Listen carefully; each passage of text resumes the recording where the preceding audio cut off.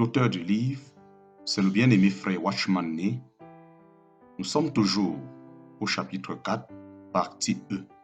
Chapitre 4, partie E. Le titre du livre, c'est l'Église glorieuse. Autrement dit, celui qui boit à la source d'eau de la vie est le vainqueur mentionné ici. Ce genre de vainqueur est différent de ceux qui ne boivent pas de cette eau. Ce genre de victoire est celle que nous voyons dans 1 Jean chapitre 5 verset 4. Parce que tout ce qui est né de Dieu triomphe du monde, et voici la victoire qui triomphe du monde, notre foi. Ceux qui sont nés de Dieu, qui appartiennent au Seigneur, ont la foi. Ceux qui n'appartiennent pas au Seigneur n'ont pas la foi. Cette foi nous permet de vaincre le monde. Il est évident que cela devrait nous réjouir. Nous devrions être heureux et nous écrier « Alléluia ». Ceux qui sont nés de Dieu, qui appartiennent au Seigneur, ont la foi. Ceux qui n'appartiennent pas au Seigneur n'ont pas la foi. Cette foi nous permet de vaincre le monde. Il est évident que cela devrait nous réjouir.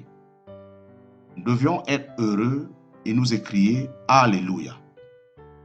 Dans les nouveaux cieux et la nouvelle terre, nous sommes tous vainqueurs. Dans l'âge du royaume, l'enfant mâle est constitué d'une minorité, et dans la nouvelle Jérusalem, tout le corps vainc. Tout le corps est vainqueur.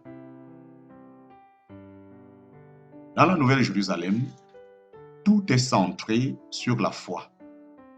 Si nous avons la foi, nous sommes vainqueurs. En ce jour-là, Dieu essuiera toute larme de nos yeux. Et il n'y aura ni mort, ni pleurs, ni cris, ni douleur, parce que les premières choses seront passées. Mais tous ces aspects sont négatifs. Voici les paroles positives. Il habitera avec eux. Ils seront son peuple. Ils seront son peuple. Au verset 7, Dieu déclare également « Je serai son Dieu, il sera mon fils ». Aux yeux de Dieu, les chrétiens sont non seulement son peuple, mais aussi ses fils. Dieu désire que beaucoup de fils entrent dans la gloire. Nous remercions Dieu et le louons. Nous remercions Dieu et le louons parce qu'il a dit « Je serai son Dieu, il sera mon fils ». Il n'existe pas de bénédiction plus élevée dans toute l'éternité. Le verset 8 dit « Mais pour les lâches, les incrédules, les abominables, les meurtriers, les débauchés, les magiciens, les idolâtres et tous les menteurs, leur part sera dans les temps brûlants de feu et de soufre. Cela, c'est la seconde mort. La bénédiction éternelle, tout comme le châtiment éternel, sont des faits éternels. Le châtiment qui provient du Dieu d'amour est inévitable et l'on ne peut y échapper. Cela constitue un sérieux avertissement pour tous. La ville sainte descend du ciel. La ville sainte descend du ciel.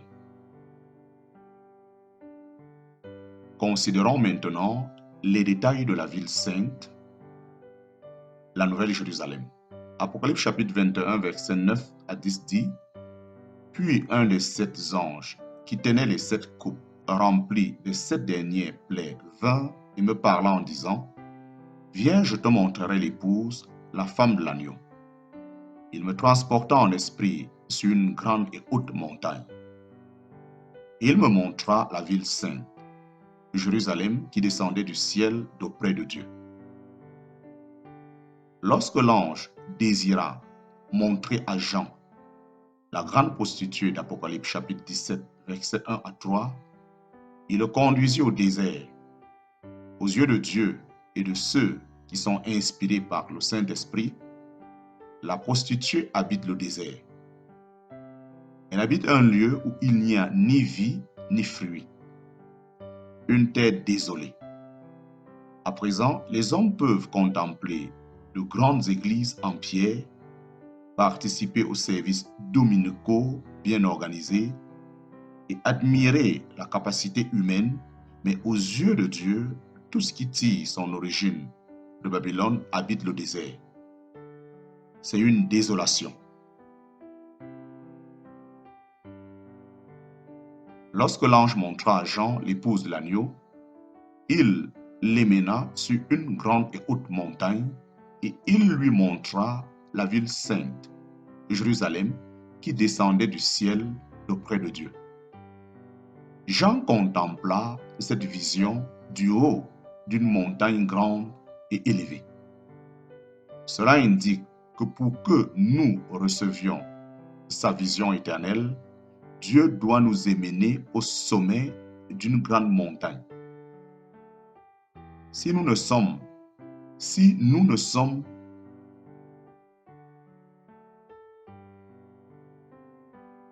nous ne nous tenons pas spirituellement sur un mont élevé, nous ne verrons pas ceux qui vivent dans la plaine.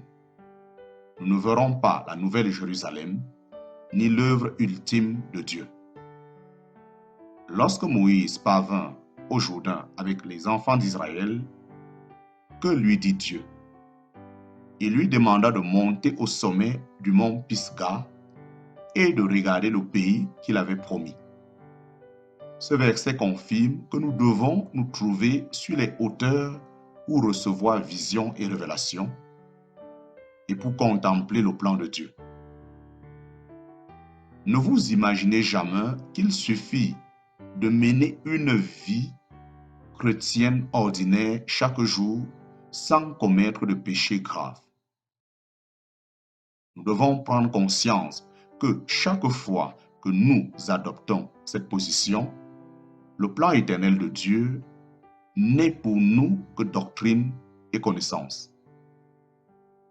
Nous devons avoir le désir de grimper spirituellement et de faire des progrès spirituels. Nous devons sentir le besoin de parvenir à un sommet élevé. Nous ne verrons la nouvelle Jérusalem qu'à ce prix. Dieu accomplira tout ce qu'il désire. Il obtiendra dans l'éternité future tout ce qu'il a projeté dans l'éternité passée. Il faut que les vainqueurs introduisent tout d'abord le royaume, puis les nouveaux cieux et la nouvelle terre, puis les nouveaux cieux et la nouvelle terre. Mais le problème est le suivant. Qui seront ces vainqueurs? Pour être vainqueurs, nous avons besoin de révélation. Sans révélation, il est facile de tout recevoir comme un simple enseignement. Mais souvenons-nous que la connaissance ne produit pas de fruits. Seule la révélation est productive. Néanmoins, si nous désirons recevoir une révélation, nous devons escalader une montagne élevée. Nous ne pouvons demeurer dans la plaine. Il est assez difficile d'escalader une montagne parce que nous devons exercer notre force pour monter. Nous ne pouvons pas parvenir au sommet sans effort. Puisse Dieu nous accorder ce succès spirituel et nous libérer de la plaine. Ne nous imaginons pas qu'il suffit d'être sauvé sans rien désirer de plus. Dieu doit nous sauver de ce niveau de vie médiocre et nous montrer le désir de son cœur. nous ne recevrons la révélation que lorsque nous nous tiendrons sur une montagne élevée.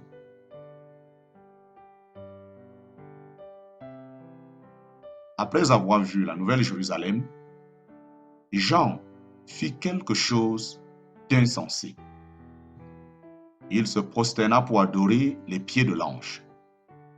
Cette action, même si elle est insensée, revêt une grande signification. Jean fut le dernier des 12 apôtres à quitter ce monde. Sa connaissance, ses œuvres, son amour et son expérience étaient bien supérieurs aux nôtres. Néanmoins, dans l'Apocalypse, nous voyons qu'il a commis cette chose insensée en 2 occasions. Il désira adorer les anges en 2 occasions. La première fois dans Apocalypse chapitre 19, verset 10, et la seconde fois dans Apocalypse chapitre 22, verset 8. Jean agit d'une façon illégitime et l'ange lui dit « Ne fais pas cela ». Malgré tout, cela indique que Jean était totalement consacré et qu'il avait en haute estime le plan et l'œuvre de Dieu. Dans cette situation, il ne put se contenir et il fit quelque chose d'insensé. Ce qu'il faisait n'était pas bien, mais son cœur était juste. Cela nous montre l'attitude que nous devons adopter lorsque nous recevons la vision de Dieu. Puisse le Seigneur nous accorder également cette vision. Puisse-t-il nous permettre de monter sur les hauteurs et de voir la Nouvelle Jérusalem. Oh, puisse tout notre être se consacrer au succès de cette vision et à rien d'autre. L'ange dit à Jean, « Je te montrerai l'épouse, la femme de l'agneau. » Apocalypse chapitre 21, verset 9. L'ange dit qu'il lui montrerait l'épouse de l'agneau, mais Jean vit la ville sainte, Jérusalem, qui descendait du ciel d'auprès de Dieu. Verset 10. L'épouse de l'agneau que Jean vit était la ville sainte, Jérusalem. Par conséquent, la description de la ville est également la description de l'épouse de l'agneau. La ville est une figure décrivant les caractéristiques et la condition spirituelle du corps collectif que Dieu a choisi avant la création.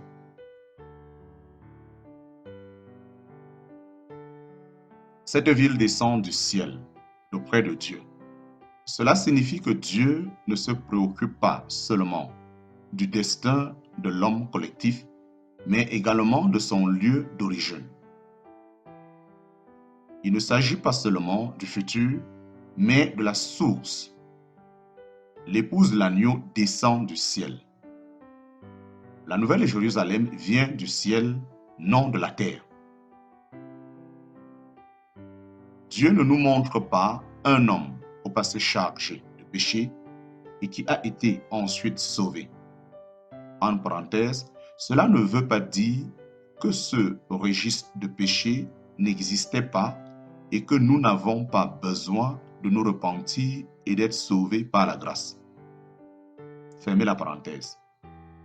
Ce passage nous montre plutôt la portion qui provient de Dieu. Nous y voyons l'Église glorieuse d'Éphésiens chapitre 5, laquelle sera présentée à Christ. Dans l'Ancien Testament, une seule femme représente d'une manière spéciale l'Église qui sera offerte à Christ. Il s'agit de Rebecca. Abraham dit à son serviteur âgé, « Et je te ferai jurer par l'Éternel, le Dieu du ciel et le Dieu de la terre, de ne pas prendre pour mon fils une femme parmi les filles des Cananéennes au milieu desquelles j'habite. Mais tu iras dans mon pays et dans ma patrie prendre une femme pour mon fils Isaac. Genèse chapitre 24, versets 3 à 4. Rebecca n'habitait pas le pays qui se trouvait à l'ouest du fleuve.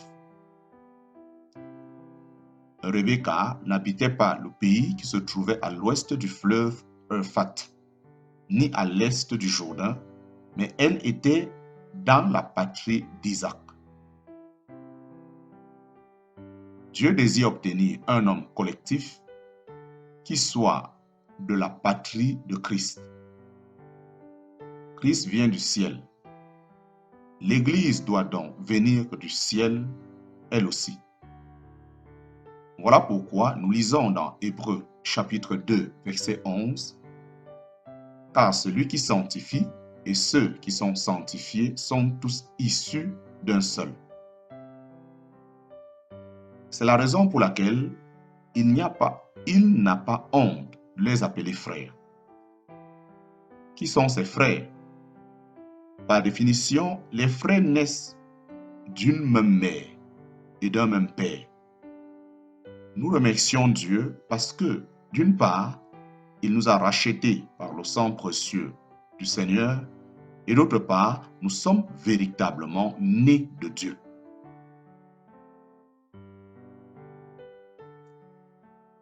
L'histoire de chaque chrétien présente deux aspects. 1. Extérieurement, nous avons été rachetés par Dieu. 2. Intérieurement, nous sommes nés de Dieu. Dans la perspective de notre passé chargé de péché, nous avons été rachetés par un acte visible. Mais en ce qui concerne notre histoire indépendante du péché, nous sommes nés de Dieu. Car quiconque est né de Dieu ne peut pécher.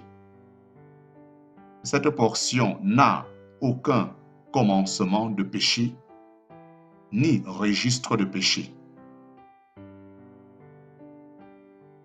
Que la Nouvelle Jérusalem descende de Dieu implique que l'Église n'a jamais été sur terre.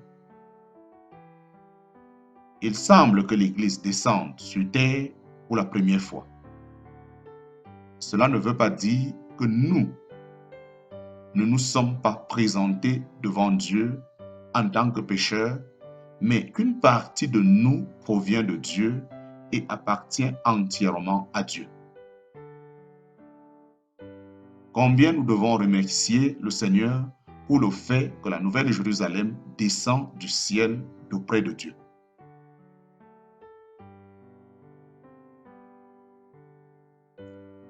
Cette ville est tout à fait différente de la ville mentionnée au chapitre 17. Cette ville-là s'appelle la grande cité et cette ville-ci s'appelle la ville sainte. La caractéristique de Babylone est sa grandeur. La caractéristique de Babylone est sa grandeur et la caractéristique de la Nouvelle Jérusalem est sa sainteté. Parmi les chrétiens, certains sont fascinés par la grandeur et d'autres prêtent attention à la sainteté. Ceux qui se laissent attirer par la grandeur se trouvent dans le principe de Babylone et ceux qui prêtent attention à sa sainteté se trouvent dans le principe de la Nouvelle Jérusalem. Quelle est la signification de la sainteté? Dieu seul est saint et tout ce qui provient de lui doit donc être saint. L'expression « celui qui sanctifie et ceux qui sont sanctifiés sont tous issus d'un seul » signifie que Christ est saint parce qu'il provient de Dieu et que nous aussi sommes saints parce que nous appartenons à Dieu. Seuls ceux qui appartiennent à Dieu sont saints. Seul ce qui provient de Dieu a de la valeur. La seule source de la Nouvelle Jérusalem est Dieu lui-même. Tout ce qui appartient à l'homme doit être mis de côté. L'enlèvement est fondé sur ce fait. L'enlèvement est fondé sur ce fait. Pourquoi certains ne seront-ils pas enlevés? parce qu'ils contiennent de nombreuses choses qui ne sont pas issues de Christ. Et tout ce qui n'appartient pas à Christ ne saurait entrer dans les cieux. Ce qui n'appartient pas au ciel ne pourra pas retourner au ciel. Tout ce qui est terrestre doit être laissé sur terre, tandis que ce qui provient du ciel peut retourner au ciel.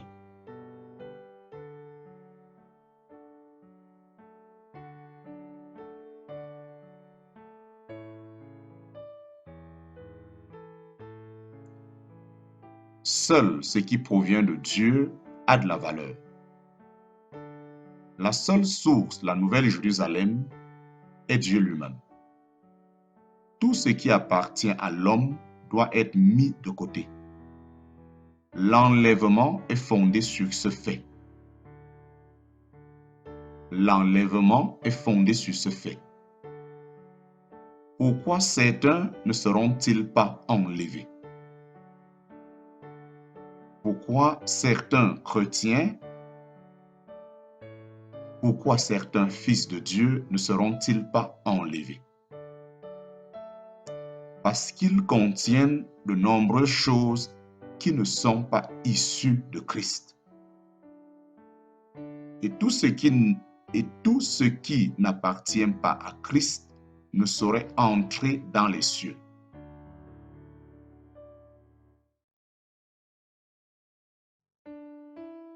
Parce qu'ils contiennent de nombreuses choses qui ne sont pas issues de Christ. Et tout ce qui n'appartient pas à Christ ne saurait entrer dans les cieux. Ce qui n'appartient pas au ciel ne pourra pas retourner au ciel. Tout ce qui est terrestre doit être laissé sur terre, tandis que ce qui provient du ciel peut retourner au ciel. La lumière de la ville sainte. La lumière de la ville sainte. Apocalypse chapitre 21, verset 11. Apocalypse chapitre 21, verset 11 décrit cette ville et déclare qu'elle avait la gloire de Dieu. Son éclat était semblable à celui d'une pierre très précieuse, d'une pierre de jaspe transparente comme du cristal.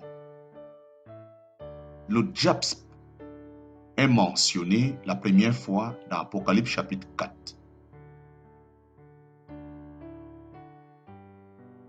Jean vit quelqu'un assis sur le trône dont l'aspect était semblable à la pierre de jaspe et de sardoine. Celui que Jean a vu assis sur le trône était semblable au jaspe. Autrement dit, la signification du jaspe est Dieu vu. Dieu rendu visible. Lorsque l'homme se présentera devant le trône, Dieu se manifestera à lui comme du jaspe. De cette façon, nous le reconnaîtrons lorsque nous irions là-bas, mais nous ne le reconnaissons pas comme du jaspe pendant notre séjour sur terre. Ce que nous réalisons maintenant est encore obscur de bien des façons, mais dans cette ville, la gloire de Dieu a la splendeur du jaspe. Cela signifie que lorsque la Nouvelle Jérusalem descendra sur terre, nous pourrions voir Dieu lui-même. Il ne sera plus incompris par nous et nous n'aurions plus besoin de demander la raison de quoi que ce soit. La lumière de la Nouvelle Jérusalem est pure comme du cristal, sans aucune trace de mélange. En ce jour-là, tout sera transparent et se manifestera clairement en nous. Ce jour-là, Nous verrons Dieu et nous le connaîtrons.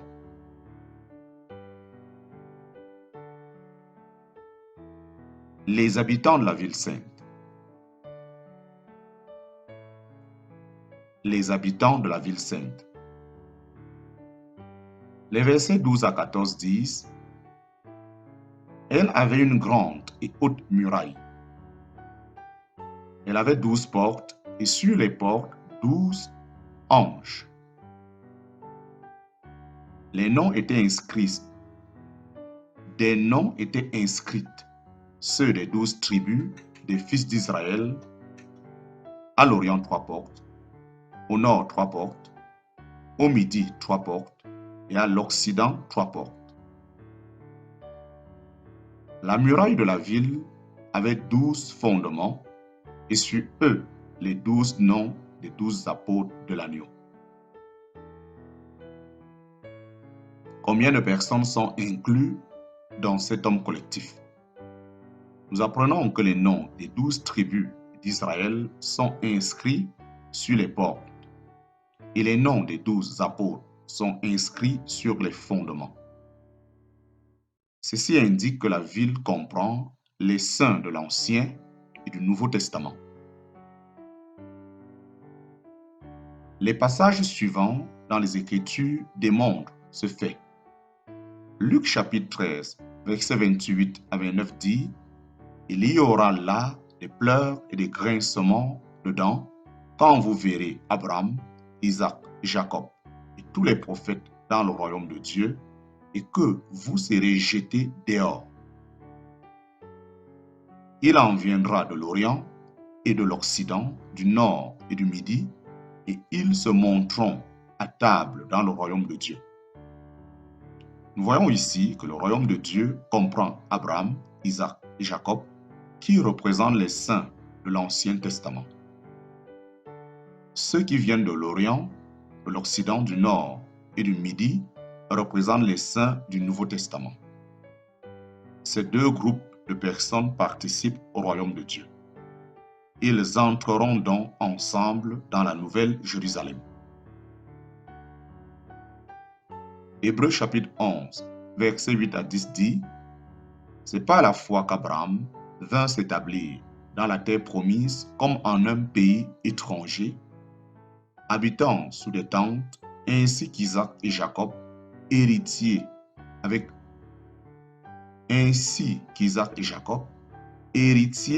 lui de la même promesse, car ils attendaient la cité qui a de solides fondements, celle dont Dieu est l'architecte et le constructeur. La ville mentionnée dans ce passage est la Nouvelle Jérusalem. Cette ville est la seule qui ait des fondements et dont Dieu soit l'architecte et le constructeur. Le verset 13 déclare: C'est dans la foi qu'ils sont tous morts. Tous fait référence à Abel, Enoch, Noé, Abraham, Isaac, Jacob et beaucoup d'autres. Le verset 16 poursuit: Mais en réalité, ils aspirent à une patrie meilleure, c'est-à-dire céleste. C'est pourquoi Dieu n'a pas honte d'être appelé leur Dieu, car il leur a préparé une cité. Au verset 16, il équivaut à tous. Au verset 13, cela nous montre que les saints de l'Ancien Testament ont une part dans la Nouvelle Jérusalem. Depuis le commencement, pour Abel et pour tous les saints de l'Ancien Testament, Dieu a préparé une cité, la Nouvelle Jérusalem. Dans cette ville, tous participent activement. Les versets 39 et 40 déclarent: Et tous ceux-là qui avaient reçu par leur foi un bon témoignage n'ont pas obtenu ce qui leur avait été promis, car Dieu avait en vue quelque chose de meilleur pour nous, afin qu'ils ne parviennent pas sans nous à la perfection. Dieu a fait attendre tous les saints de l'Ancien Testament. Ils ne sont pas encore parvenus à cette ville. Il leur a prié d'attendre pour que nous puissions nous y rendre ensemble. Nous voyons ainsi que les saints de l'Ancien Testament, comme ceux du Nouveau Testament, se trouveront dans la Nouvelle Jérusalem.